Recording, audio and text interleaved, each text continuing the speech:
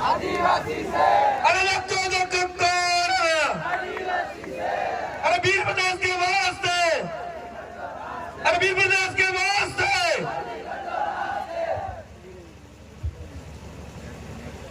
सबने जय जोहार। जय जोहार। आज मन्नारी कालकी माता ने जो उनके साथ जो घटना हुई, उस घटना के विरोध में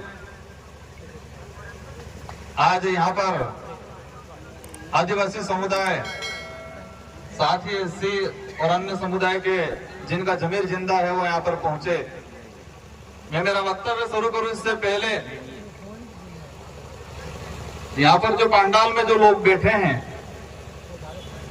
जो प्राकृतिक पंडाल है, इन सभी से अनुरोध करना चाहूंगा कि आप तन से तो बैठे हो भी, मन भी यहाँ पर ले आना भी थोड़ी। ये मन इधर इधर कहीं भटक रहा हो, उस मन को भी यहाँ पर ले आना और तन और मन दोनों से बैठना। और मेरे से पहले जितने वक्ताओं ने जो बात रखी है, इन वक्ताओं की जो बात है, अपने सॉफ्टवेयर आज ऊपर वाली जी खोपड़ी दिमाग आना सॉफ्टवेयर में इतनी सेव करी दियो और फिल्टर मारी लियो ने। मेरी जो बात कह रहा हूं इसमें जो अच्छी बातें हैं, इन बातों को भी हमेशा के लिए सेव कर देना और समय आए उन समय के अनुरूप इन बातों, ये जो बातें कही गई है, उन बातों के अनुरूप कार्य करें। हम क्या थे, हम क्या थे, कौन थे और क्या हो गए? हम थे कौन, क्या थे और कौन हो गए वर्तमान में, और क्या हो रहा है हमारे साथ? कालकी बाई के न्याय के लिए वो भगवान न्याय देगा, यही कह रहे होंगे हमारे गोविंदा के भाई, आसपास के भाई। क्योंकि कालकी बाई को मारा भी किसने है, जो मीडिया में पड़ा उसके हिसाब से बता रहा हूं मैं। कालकी बाई को भोलेनाथ ने मारा है। यूं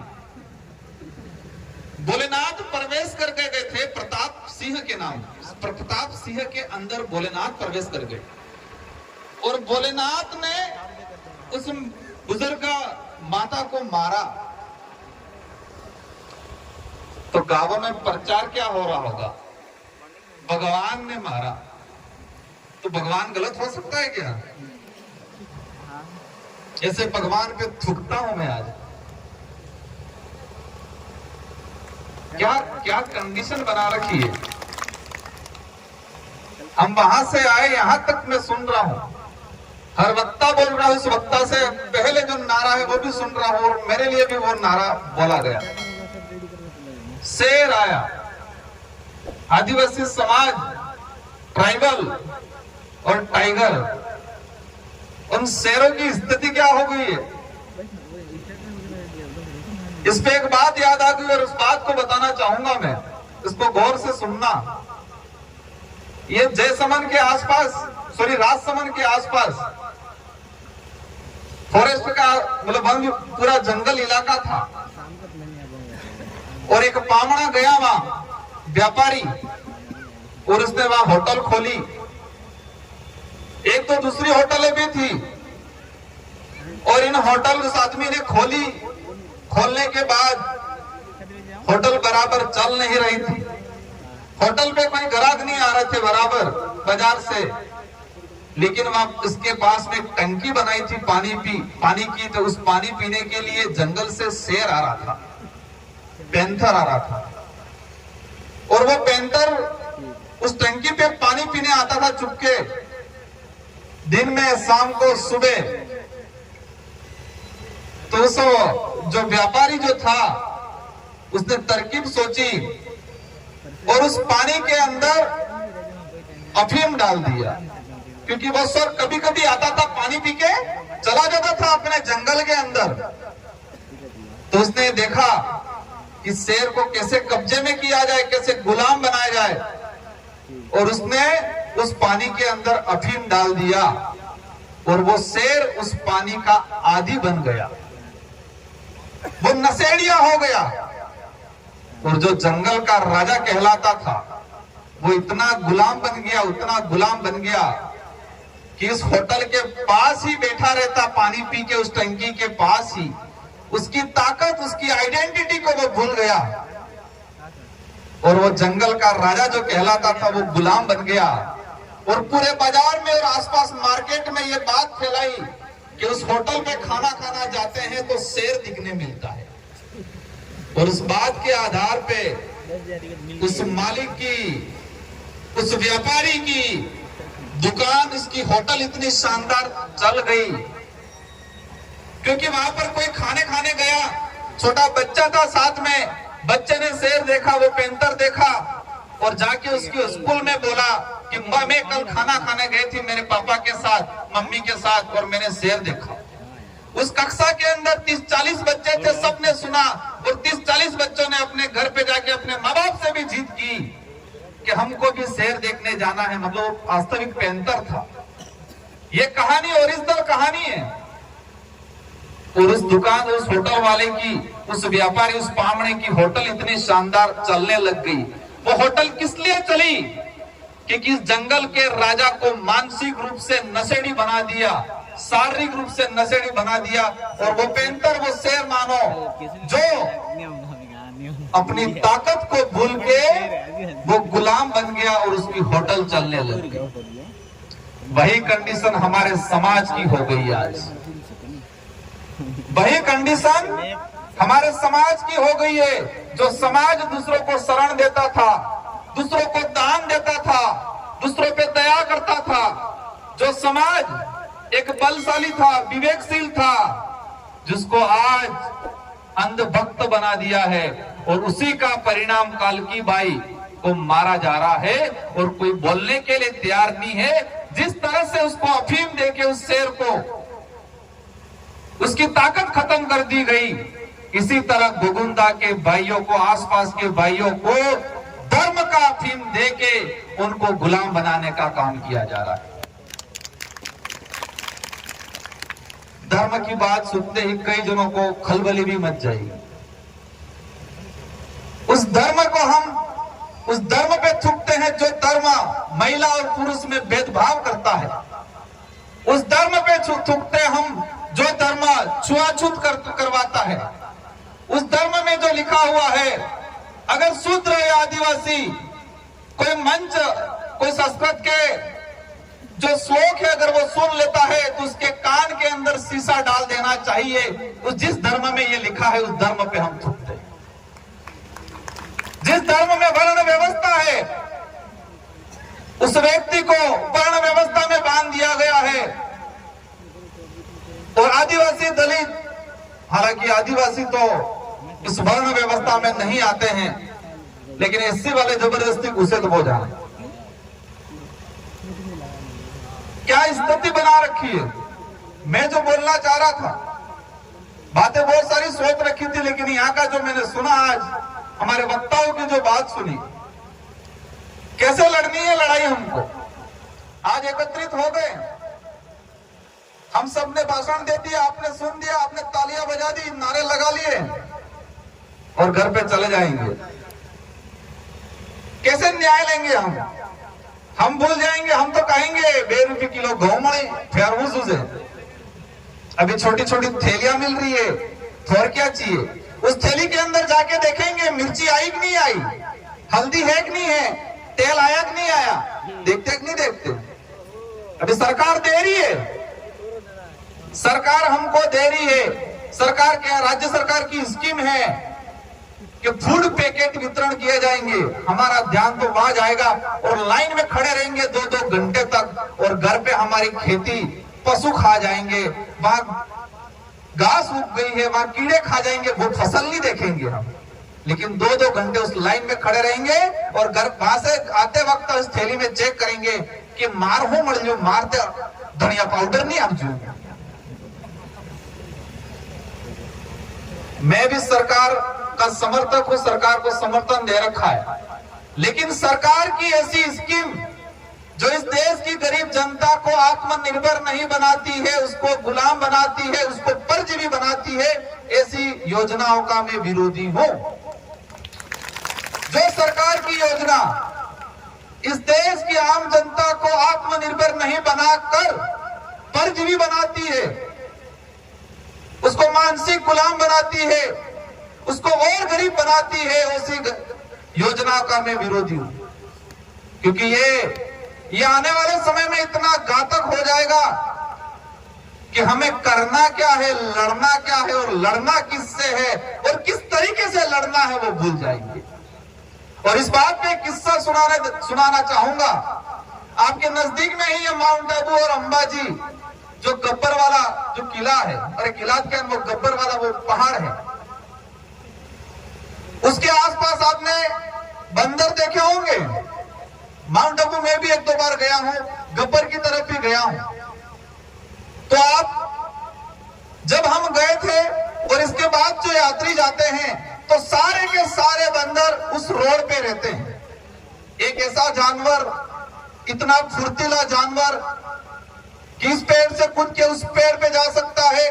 जंगल में मनचाही चीज जो फल फ्रूट मिला है, कोई भी उसको खा के जिंदा रह सकता है, शानदार जीवन यापन कर सकता है। इतना ताकतवर जानवर, इतना फुर्तीला जानवर उस सड़क पे बैठा रहता है। और जो भी यात्री आते हैं, गाड़ी आती है, दौड़ के जाता है और दौड़ के जाने के बाद तुरंत ये करता है, कोई थैली देता है, थैली पे पड़ जाता है। और इसके बाद होता क्या है, उस अगर मादा है बंदर तो उसके बच्चे पैदा हुए और उस बच्चों ने पैदा होने के बाद उस पेड़ पे लगा हुआ फल नहीं देखा, उस बच्चे ने उस गाड़ी में आती हुई थैली देखी और उस थैली में नारियल, केले, बिस्किट, सड़ा हुआ रोटी, वही देखा उस बच्चे ने। उस मादा जो बंदरिया थी, जो जन्म होने के बाद बच्चे पैदा हुए, उस बच्चों ने जंगल में जो शानदार फल फ्रूट था, उसके जो खाने लायक जो चीजें थी वो नहीं देखी। पैदा होते ही उस रोड पे पैदा हुआ, वो गाड़ियां देखी, गाड़ी के अंदर आते लोग देखे, फ्री में देने वाली थैली देखी। और इसके बाद हुआ क्या, कोरोना काल आया और कोरोना काल आने के बाद वहां गाड़ियां बंद हो गई है, पुलिस वाले लट लेके खड़े रहे, लॉकडाउन है, लॉकडाउन करके। इस बात को गौर से सुनना। तब ये गाड़ियां नहीं गई, यात्री नहीं गए, और यात्री नहीं गए तो फ्री की थैलियां नहीं गई, फ्री का केला नहीं गया, बिस्किट नहीं गया, नारियल नहीं गया। और उस दौरान उस सड़क पे ये बंदर रो रहे थे। क्या कर रहे थे? रो रहे थे। और कई बच्चे उस दौरान, कोविड काल के दौरान, कई बच्चे मर गए। पास में जंगल था, जंगल में पेड़ थे, उस पेड़ों पे फल फ्रूट थे, बहुत सारी चीजें खाने लायक थी, लेकिन वो तो उसकी ताकत भूल गया था, उसकी पहचान भूल गया था। और लास्ट में कोरोना काल में उस रोड पे कई बंदर के बच्चे मर गए थे। और वही कंडीशन इस देश की आम जनता की, आदिवासी समाज की हो रही है। हम हमारी ताकत भूल रहे हैं, फ्री की योजनाओं पे ध्यान जा रहा है, हम हमारे खेत भूल रहे हैं, हम फ्री की योजनाओं पे ज्यादा ध्यान जा रहा है। और आने वाले समय में कंडीशन हमारी उसकी तरह हो जाएगी।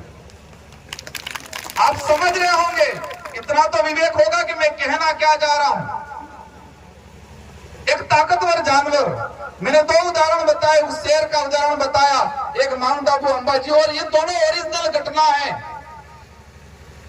दोनों ओरिजिनल घटना है। अब यही कंडीशन हमारे समाज की हो रही है, तो फिर शेर का क्या होगा?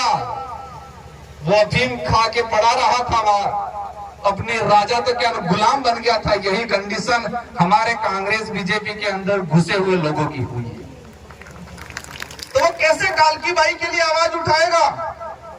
जमीन हड़प रहा है वहां, कैसे आवाज उठाएगा वो?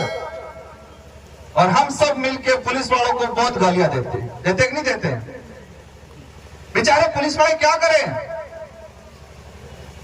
मैंने क्या बोला? बेचारे।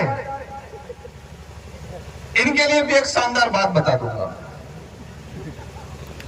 ये राज तिलक गांव है, यहां पर राज तिलक हुआ था, तो राजा रजवाड़ों का राज चल रहा था। ये माने राज तिलक, मतलब जिसको राजा घोषित किया गया।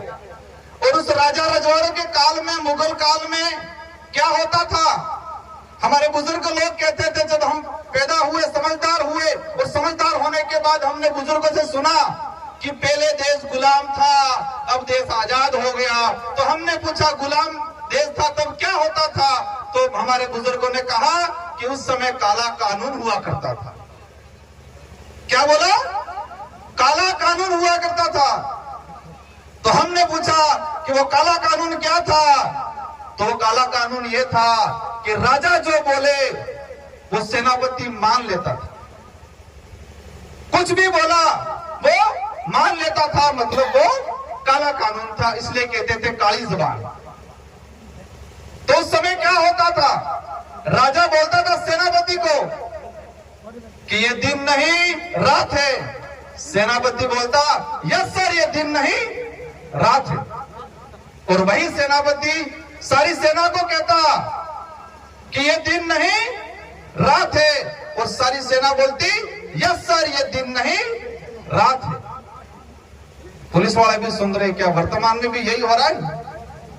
वर्तमान में भी राजा रजवाड़ों का राज चला गया, लेकिन वो आदत है, वो सोच और वो आदेश नहीं बदला है। ऊपर से कह देता है अधिकारी कि कालकी बाई के मामले में एक जने को ही गिरफ्तार करना है, और यस सर एक जने को ही गिरफ्तार करेंगे, ये बोला होगा उस अधिकारी ने। और उस अधिकारी ने इन सिपाहियों को कहा होगा कि जाओ एक जने को गिरफ्तार करके लाओ। उस सिपाही को पता है कि कालकी बाई के मारने में सहयोग में 2-3 लोग और थे, लेकिन उस सिपाही की हिम्मत नहीं होती है कि साहब ऐसा नहीं ऐसा है। वो सिपाही क्या बोलता है? यस सर अभी आदेश की पालना होगा।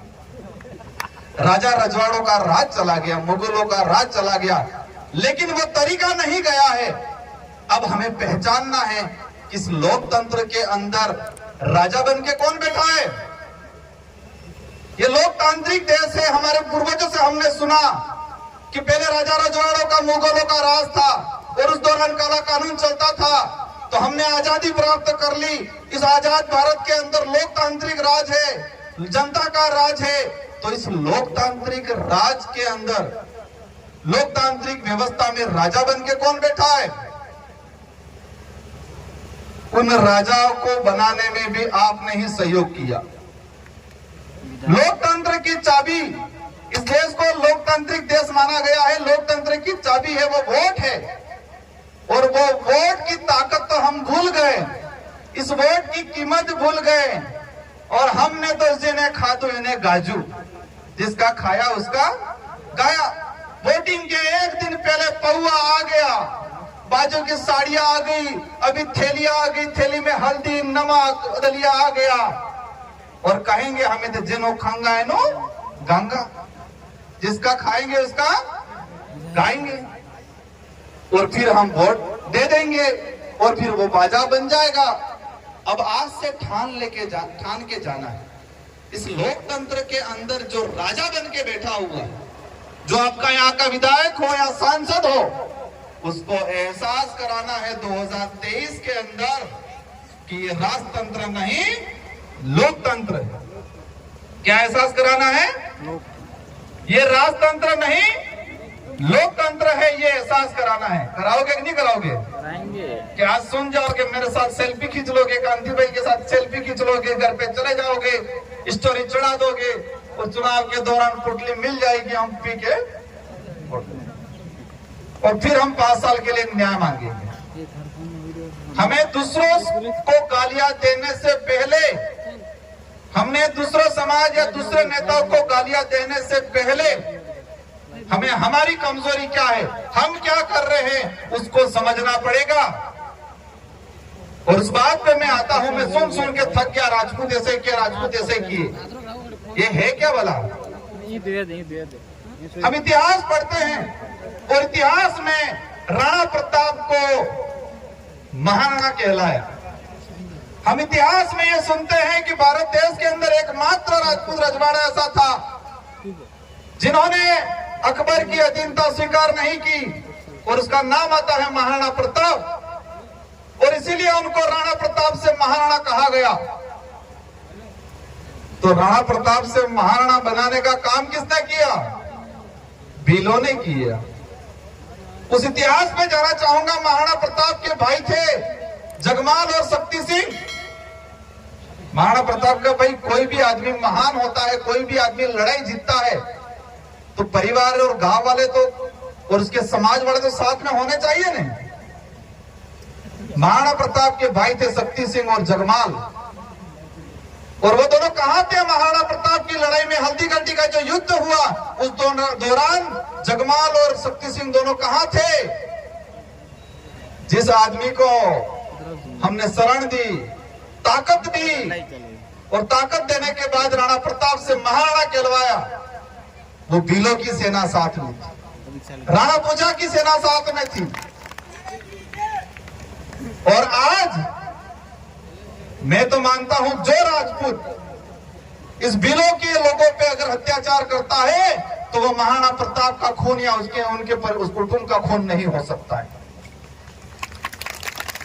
क्योंकि उस दौरान राणा प्रताप को महाराणा कहलवाया। और राणा प्रताप के भाई शक्ति सिंह और जगमाल दोनों अकबर के साथ थे, और उनके मान सिंह जो आमेर का राजा था उसके साथ महाराणा प्रताप से लड़ने कौन आया था? अकबर आया था, मान सिंह आया था। और मान सिंह की सेना से लड़ा कौन था? यहाँ के भील लड़े थे। इसके अलावा कई साथी, कई समाज के लोग भी थे, और जिस व्यक्ति के साथ उसका परिवार नहीं था और उस व्यक्ति को महान बनाया जिन भीलों ने, और इन भीलों पे आज अत्याचार होता है। मीडिया कितनी शानदार है, गोदी मीडिया। वास्तविक घटना अभी मुझे पता चला कि वो बुजुर्ग महिला चप्पल पहन के जा रही थी, और उस प्रताप नाम के तुच्छ व्यक्ति ने कहा, तुम महारानी बन गई है क्या? मेरे से यहां चप्पल पहन के जा रही है। क्या बोला? तुम महारानी बन गई है क्या? चप्पल पहन के जा रही है। और उस बात पे इस महिला को बुरी तरह से मारा गया। उस बात को लेके यहां पर बुरी तरह से मारा गया। तो हमें क्या करना चाहिए?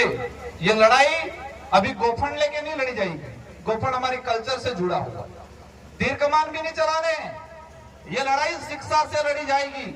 आज से ठान लो, सबको शिक्षित होना है, सही गलत को समझना है, और गोगुंदा से हर दूसरे घर तीसरे घर वकील तैयार करना है। हम यहाँ के एक सीआई है, सुना है मैंने, 9 अगस्त की परमिशन दी। उस परमिशन में क्या लिखा? आदिवासी समुदाय मर्यादा में कार्यक्रम करें। बहुत आदेश देखे मैंने, बहुत परमिशन देखा मैंने, लेकिन किसी परमिशन में आज तक ये बात नहीं थी। क्या लिखा है कि ये लोग आदिवासी समुदाय मर्यादा में कार्यक्रम करें। इस मर्यादा की परिभाषा क्या है? क्या अमर्यादित लोग हैं ये? उस सीआई ने परमिशन दी है, शायद उस लेटर को लिखा है किसी ने कि आदिवासी समुदाय मर्यादा में कार्यक्रम करे। जो अमर्यादित समाज हो, अमर्यादित लोग हो, उसके लिए लिखा जाता है। और किसी आदेश में हम समझते हैं नियम कायदों के अनुरूप कार्यक्रम करें, समझ में आता है, लेकिन मर्यादा में काम कार्यक्रम करें। और मैं आके साथी को कहता हूं, व्यवस्थित ड्राफ्टिंग बनाओ, उस आधार पे एट्रोसिटी का मुकदमा दर्ज करवाओ उनके भी। क्योंकि जिस समाज को आपने मर्यादा में काम करें ये लिख के दिया है, तो क्या वो समाज अमर्यादित है? जिसकी वजह से आप मुझ तान रहे हो, उन पे आज तुम अत्याचार कर रहे हो। और मैं दोबारा कहता हूं कि जो ये हरकतें कर रहे हैं वो राणा पूजा, राणा महाराणा प्रताप के वंशज नहीं हो सकते हैं। एक दूसरा घटनाक्रम हुआ हमारे तरपाल गांव में। इसके बाद ये जितेंद्र मेघवाल, इंद्र मेघवाल, हमारे एससी के साथी आए हुए हैं यहाँ। देश के अंदर अभी यूसीसी समान नागरिक संहिता